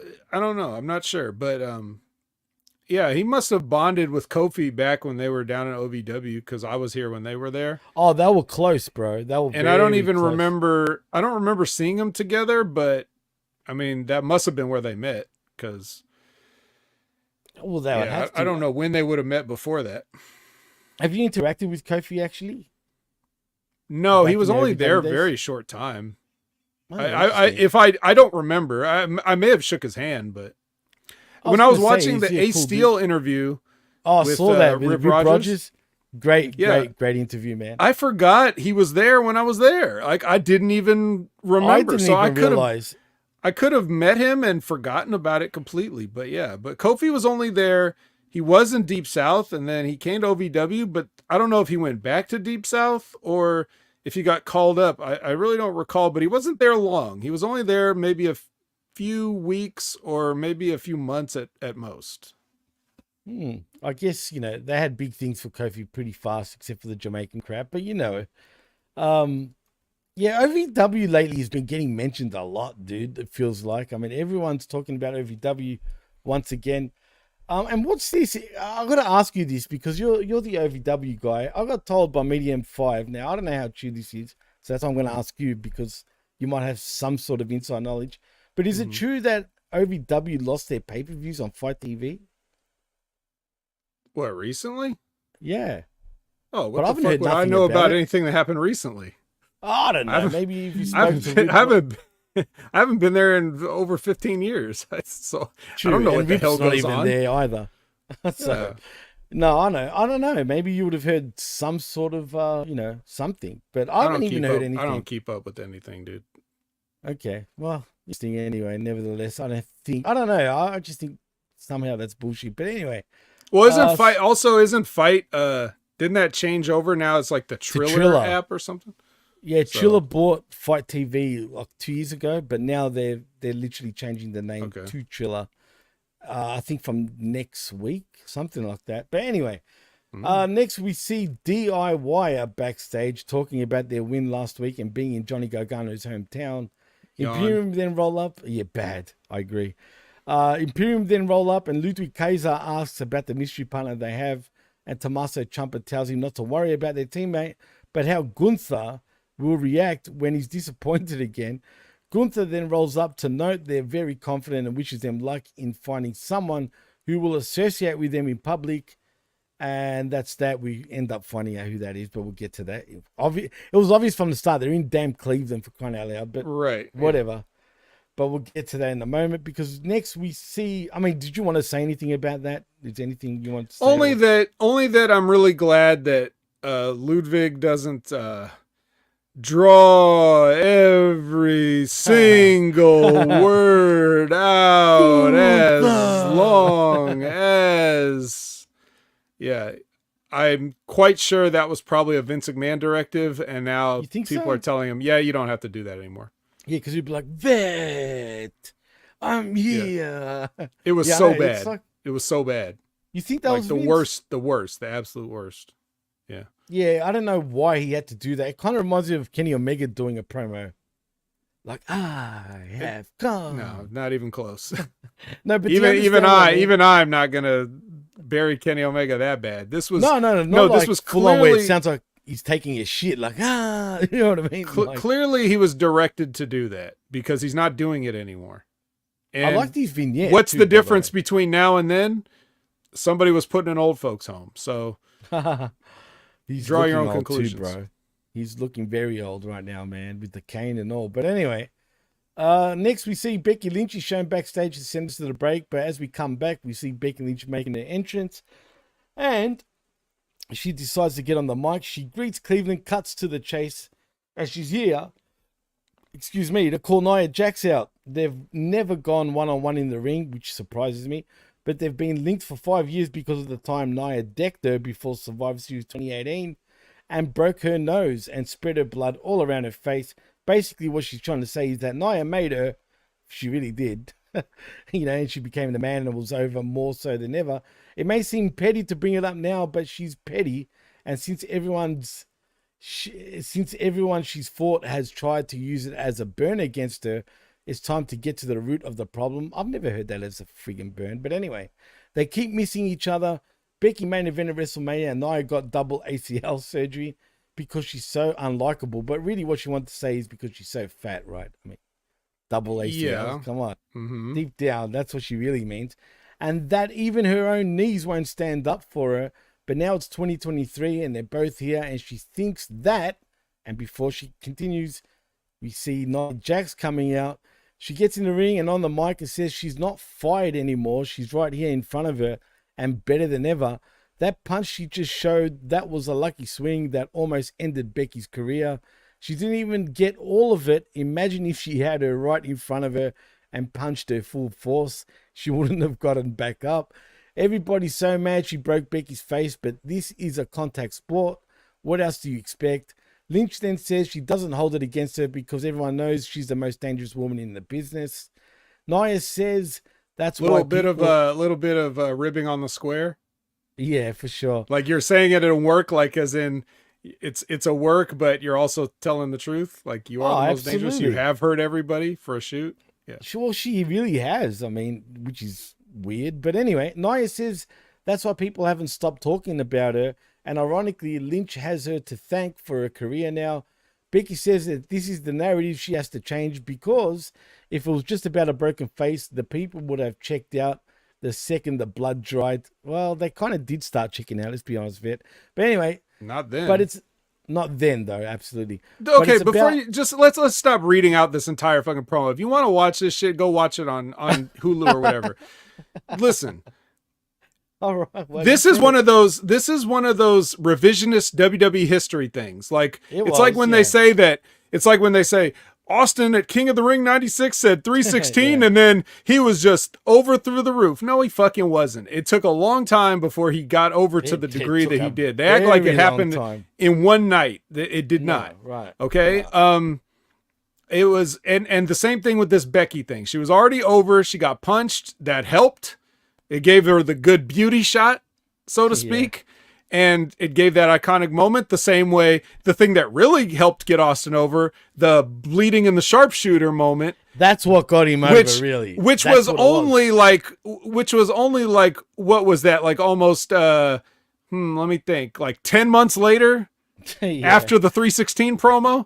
So more maybe. Yeah, no, about 10 months. Yeah, you're right. Because WrestleMania, right. Yeah, whatever it was. But they always just tell the story. It's their bullshit version of the story. And it's the same thing here. When Becky became the man, that's what I already referenced when she slapped Charlotte at SummerSlam and they thought they were going to turn her heel, but the place went nuts because they loved it. Right. Yeah, and and now we're up to November going towards Survivor Series. So that's like a couple of more months, right? And she was already doing this stuff, right? No, because I also remember that same year I went to a PLE when they came here and done a PLE in my city in Melbourne. And Becky Lynch then, even though she was supposed to be the heel, she was getting over even then, right before the punch. So you're right. It's true. Yeah. And she was that's one of these things that the WWE does. They tell their version, they tell their narrative, they try to re-correct people's memories, but the people that will remember, they will remember it. And the only reason that Becky ever cooled off was because she went to go have a kid. She was as hot as ever. Yeah, I know, bad timing at the time, but yeah, you're right. Yeah, and that was long after the punch, which then, she, like she said in the promo, she said, if it was just one punch, then people would have checked out after the blood dried, but they didn't. They stuck with her, and it was more than just a one punch thing. But it's fine though that they're doing this. Again, they're using the truth to make an angle out of it. And just like the stuff with Seth and Punk, just like the stuff with Drew and, you know, and Jay, this sounds a lot better, even though Nia's still the shits as a promo and in the ring and everything. And as a human, But like she's she's got just waddling so out as a there, just human? all, just slowly waddling out there. Talk about somebody that only has a job because who they're related to. This is 100% the truth. You're right, but I do think she's got something that she brings to the table, man. She brings a lot of things to the table, and then she eats it. You know what I mean? You know what I mean, Vic? Come on, now you're being harsh. But well, anyway, you're gonna hear me say these kind of things because that's just how I see it, right?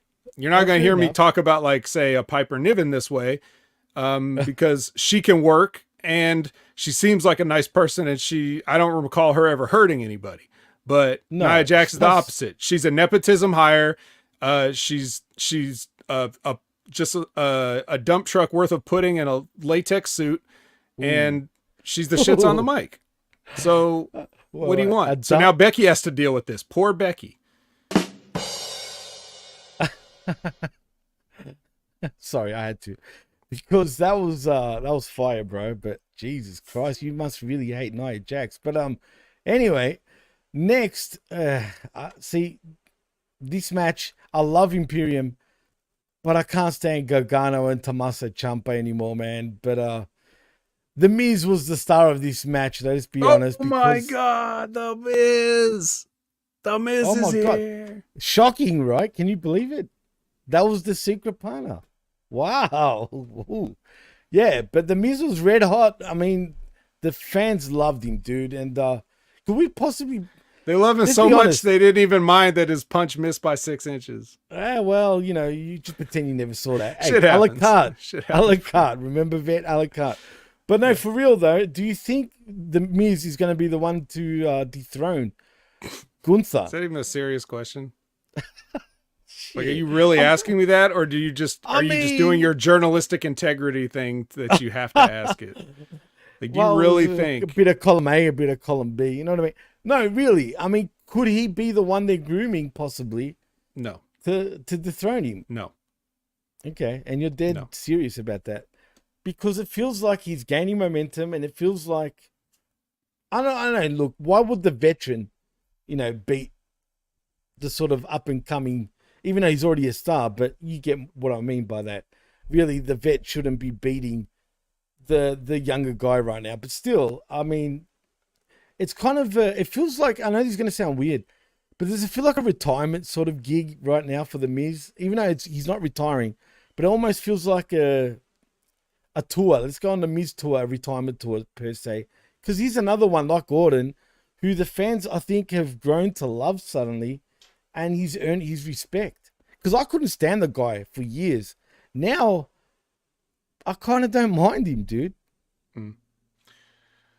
Well, Miz is another guy that was down at OVW when I was there. And I definitely saw him every day. And he was always very nice. And he always shook hands. And he was never anything like what you see on television. But the truth is, the truth is, he's one of those guys that does get it, and he was treated a certain way by the guys that did, but not because he was really like what you'd expect. You would think, the way you see the Miz on TV, you would think that, the treatment he got was probably deserved, but it was more. It was more the case of, like, everybody who's new there that doesn't understand how petty everybody is, so they don't know what to do, right? Like, they don't realize what they're doing. It's not because he's some arrogant prick who disrespects everybody. It's just his history, his background. Yeah, it'll just be. It's the same stuff everybody that doesn't get told, how to act or whatever, and then they just wait and they pick people apart because they don't like them, because they say, oh, you're the real world guy. Oh, you're the tough enough guy. You're not a real wrestler. Jim Cornette hates him to this day, And he doesn't even know Still. why he hates him. He doesn't even know why. And now every time he watches something on TV, he says, I gotta say the Miz did good here. Like he has to put him over, but he doesn't even know why he never liked him in the first place. He just feels like he shouldn't. And that's the problem, right? But regardless of that, the Miz is a guy that at this point in his career, he can do anything that's needed. He can be a heel on the spot. He can be a babyface on the spot. He's Teflon, bro. Yeah, he can cut a promo on anybody that you need to for however long or short you need. If you tell him I need 30 seconds, he'll give you 30 seconds. If you tell him I need 13 minutes, he'll go out there and do the Miz for 13 minutes. He can do it. He's a total pro. That being said, that's not the guy you choose to beat Walter now. The guy, if somebody beats Walter, which I don't think anybody should, but if someone was, it's not the Miz. So it's got to be like, I think it should be one of those like option C things where he hands the title in and says, I want to, something like that. Not that he gets beat. I agree. Yeah. But certainly not the Miz. The Miz is there to get people's hopes up because if you've noticed, everything since Walter's been there has been getting people's hopes up. In the match, he makes you feel like it's going to happen and then he takes it away. And now every time, the same thing with like Gable, like I promise I'll beat you and then you don't. Or like, like the Miz saying like, I just need one more chance and then you won't, like that's good storytelling, but you don't always give the people what you want. You're supposed to do that with Cody because there's too many factors that can never happen again. That's why you do it there. But for guys like the Miz, he doesn't need like what, a 9th or 10th Intercontinental Championship he doesn't reign. need no championship. Yeah. Yeah. What are you going to do with the belt once the Miz has it? Then what? It's like, no. So that's not the guy. Oh man, there was something I was going to say. It now totally went out of my head. Doesn't matter. It probably wasn't that important. But no, you're right. If anything with Gunther, he should just give it up, really, when it's time. But nevertheless, DIY and the Miz win by pinfall via the skull-crushing finale from Miz onto Giovanni Vinci. And that's that. And the crowd were happy. I mean, let's be real. Everyone was happy. But I can't stand... It was a great finish. And I can't stand DIY anymore at all, man. One of them's from I hate Cleveland, Gargano. too. Yeah, Gargano is from Cleveland. So, but it just doesn't matter. This is all about the Miz. Forget Johnny wrestling. Their song, I hate to say it, it's cheesy as fuck. I can't stand their song. Both of these guys they got heads you just want to like slap. I'm talking about Ciampa and Gargano. And honestly, this is their ceiling, bro. They're never going to get anywhere higher on the main roster than where they are right now. Sorry, not sorry. It is what it is. Tag team. At least they're a tag team. That's true. At least they can go down together. But anyway, after the match, though, we do see Shinsuke making his entrance. But backstage, Gunther berates Vinci and Kaiser and turns right around into Miz, challenging him to another title match. This does feel a lot like Gable and Gunther all over again. But anyway, the ring general calls him a pain in the you-know-what and says he'll give him a title match on one condition, though. When he beats him again, he can never challenge Gunther for a title ever again, and the Miz agrees. And cool, I guess that leads us to the main event. It is the American Nightmare Cody Rhodes versus Shinsuke Nakamura. You know what? I didn't mind this match, although it was a little slow for my liking. It was probably a lot more methodical. I mean, these two don't really gel, though, to be fair. Probably they're very different. It's a clash of styles, man, to be honest. But still, they did all right for what they had. But I thought they were building this towards a B-grade pay-per-view of sorts. But then again, everything leading up to WrestleMania kind of is a big deal right now. So where would you have this, as on a so-called pay-per-view? But nevertheless, is this done? Are we done with this? Cody. Probably. But if they're both in the Rumble, then, you can do a little something there. I guess, like he could be the one to eliminate Nakamura or whatever, something like that. You know what that can kind of close the book on it. Because obviously, they just need to close it, man. Well, look, I love What Nakamura, else? mind you. Well, what you know. else? You don't sound like you love him right now. Let's face it. This match is pretty good. I really liked the at first I thought something bad happened, but then I was like, oh, he meant to do that. Like when he went for the Cody cutter and he dropped him into the armbar. Right. I was like, did Nakamura fall down? I was like, oh no, he did, but it was on purpose. Like he tried to catch him with the arm. So I thought that was good. I like how he kept going to the armbar, using that shoot mixed martial arts that he knows as he should be, which he hardly uses. He usually doesn't. So I like doing that. So it was fine. It was a good main event. It was built to the main event. Like which is great. They billboarded it. And I think that's part of what makes a good show is that, like you said, not every match can be on a pay-per-view because where will you fit it? But you do need something good for TVs. So this could be, as long as you let people know, hey, Cody versus Nakamura, it's going to be the main event. Don't go anywhere. Cody versus Nakamura, then people will stick around, hopefully, because they always drop off in the third hour, but at least you can hold more of them if you promise them something that they want to see. They had a good thing. We didn't even talk about it. You probably skipped over a few things on this show, but there was that little, there was that sort of animated video of Nakamura and Cody, which that was pretty cool. I think you talked about doing a promo. Yeah, you talk about the promo, but they had like a cartoon part of it too that was pretty cool and had to, put some effort into it, like a little bit of effort. Nothing wrong with a little bit of effort every once in a while. So, so I like all of that stuff. I like that it was kind of a non-finish because he just misted Cody and was like, fuck it.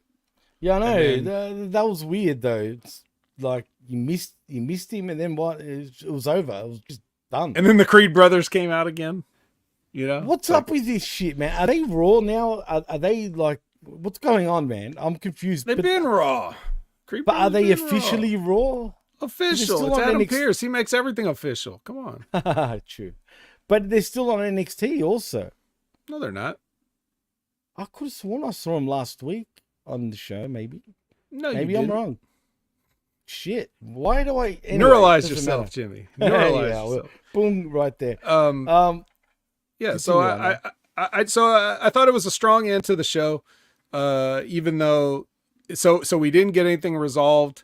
Maybe we know that Nakamura wants to get back to where he was. That was the story they were telling. There was the similarities to Cody, how they both got to the main event of WrestleMania and didn't do it. So now their path is through the Royal Rumble. So we'll probably see them go at it. Cody can probably dump him out. If he's the one that actually wins it, Cody can dump him out. If Cody doesn't win, Nakamura can dump him out, and then we can get one more match. Because what else are you going to do? You still got a few months. You got a couple months in between Mania and Royal Rumble, so you got to do something. So that brings us to Chamber. So what's the Elimination Chamber going to be about, you think? It's going to be about... No. But what I mean by that, like, is it going to be for... I'm still contemplating on going to Elimination Chamber or not. It's always whoever doesn't win the Rumble, like that group gets to be in the chamber, right? So... But if I do end up going to Elimination Chamber, and apparently they've sold 45,000 seats already, and it's in line already. Melt's another thing you got wrong, by the way. And he's in line to break records and the highest grossing Elimination Chamber and whatnot. If that's the case, I don't want to go. If I do go, I don't want it to be for the US title. I don't want it to be for the Intercontinental title. I want it to be for like the World Championships. You know what I'm saying? I don't want it to be like last year. Just go to the damn show. It's far, bro. It's gonna, Who cares? Once in a lifetime. You'd have to do a review on it anyway. Yeah, I know. True. I know. I want to go, dude. I might buy tickets this week, but then getting the plane tickets, hotels, going all the way to the West Coast from the East Coast. It's a pretty far trip, dude. Like I said, it's closer to go to New Zealand than it is to go to Western Australia, and in particularly Perth. You only live once. Yeet. You're convincing me. Yeet. Yeah, exactly. Before we do take it home, Jinder Mahal said, the day after Austin 316 promo saw a 300% revenue merch increase. Google it. Yes. And I was going to mention that. I didn't say they didn't. Right. I just said, don't act like Austin turned into the #1 babyface overnight just off the one promo. Right. He became a made man after the Bret Hart Stone Cold match at WrestleMania 13. That's the fact. Like, when he was bleeding, that's the memorable moment. But anyway. Yeah, and 300% of what?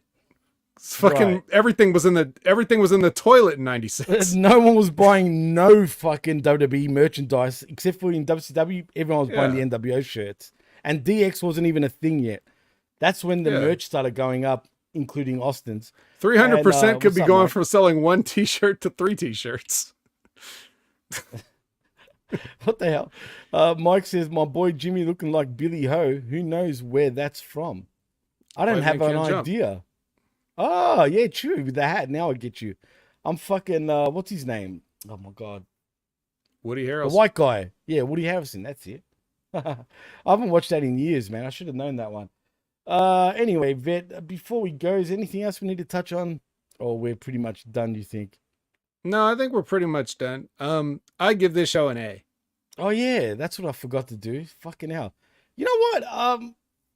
I'm going to have to agree. I'm going to probably give it an A too because truthfully, I might even give it an A+. You know what? A+. Ooh. Really? I'll tell you why. Yes, I'll tell you why. Because it's Monday Night Raw and it's 3 hours. And the only things that we kind of complained about was Maxine as a wrestler and Johnny Gargano and DIY being on television. But even they didn't mess anything up. It was like them. Really, it was and it was Monday Night Raw, which always sucks. I think you got to give it a plus in context.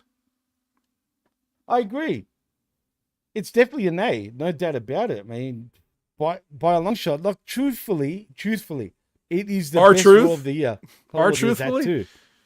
Nice, that's a good one. But no, really. It really was probably. JD out.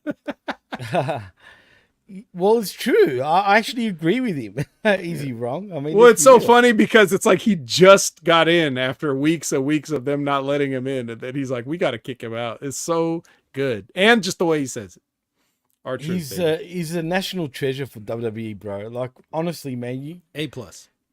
He's so good, man. I mean, he can do anything. I mean, even he can be serious if you want him to be, you know what I mean? Like when he's legit truth, you know? But his comedy is just one of a kind because he looks so, as a matter of fact, when he does it, you know what I mean? Like he's just out there, man. He's so good. So yeah, I don't think we've ever given Raw an A in the last, it's been years. Yeah, no, really, bro. I don't think ever. Like, for a long time. Raw.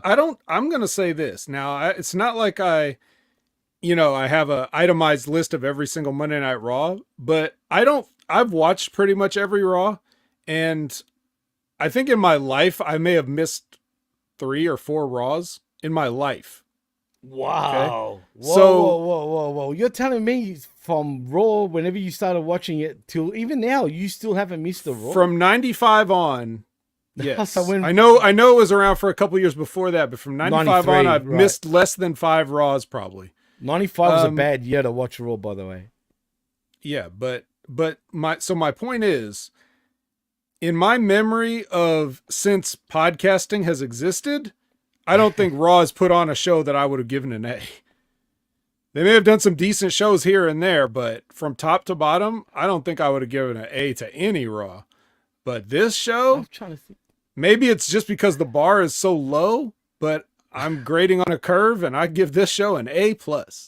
That's shocking, man. Because I know I'm shocked. I'm as shocked as anyone. I'm tripping. It's a good thing you invited me to do this randomly because otherwise I might have had to keep my A+ to myself. Don't you hate it? Can I ask you a question before we go? For me personally, right, when I watch everything, I hate not talking about it, man. It feels like, like I've watched it, so I might as well say something, and then I don't end up doing a show about it. Does that bother you? Like if you watch everything and then, No, it's just, for me, it's research.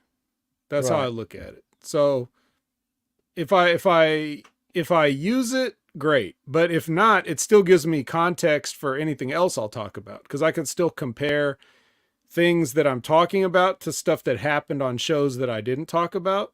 Right. I can use examples from it. Like I didn't do like on Collision, I used examples from SmackDown, even though I wasn't on the Smack Attack, but I watched SmackDown. So I was able to bring up things that I could compare to on Collision. Right. So yeah, it comes in handy that way, but it's also gives you a sense of where the business is going, where the product is going, and that helps to inform your opinions. So that's why I do it.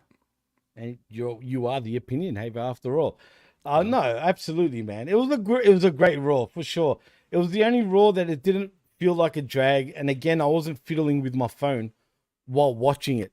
You know what I mean? So when I'm doing that, that's when I lose interest. So yeah, no, it was good. It was. I did during the Bronson Reed match, but it sounded good. Yeah, and I did tweet out about the Seth Rollins CM Punk thing. That's about it. But I was excited. So I mean, come on. And it's hard to get excited about pro wrestling. So it's definitely Raw is going to be the show of the week, no doubt about it. But in saying that, Vet, I think it's time to bid everybody adieu. Well, not adieu, but adieu. So tell them where they can find you, my man. All right, you can find me at Opinion Haver on all your favorite social media platforms. You can find me every Wednesday morning at 8 a.m. Pacific, 11 a.m. Eastern, live on YouTube and Twitch for the Next Level Wrestling Review with Big Ray Hernandez. You can find me every Monday night at 6:30 p.m. Pacific, 9:30 p.m. Eastern for the Impact Attack with Brandon. And, lots of interesting stuff happening to them. They got a TNA changeover coming up, but they still got 4 weeks of TV before. So what are they going to do?